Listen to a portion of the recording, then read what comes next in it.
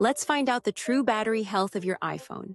Start by opening Settings, then scroll down and select Battery, followed by Battery Health. Here, it shows normal with a maximum capacity of 100%. However, there's a way to get more detailed information about your battery's health.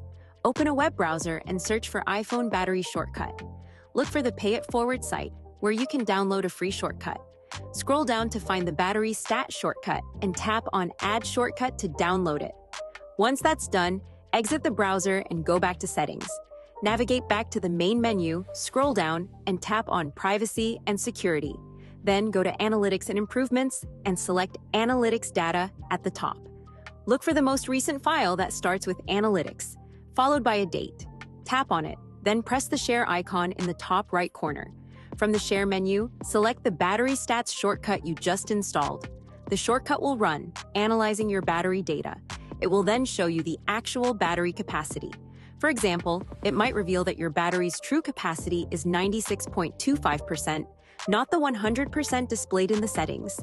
And that's how you check the real battery health of your iPhone. Hope this helps. If it did, please consider subscribing. It really supports me. Thanks for watching.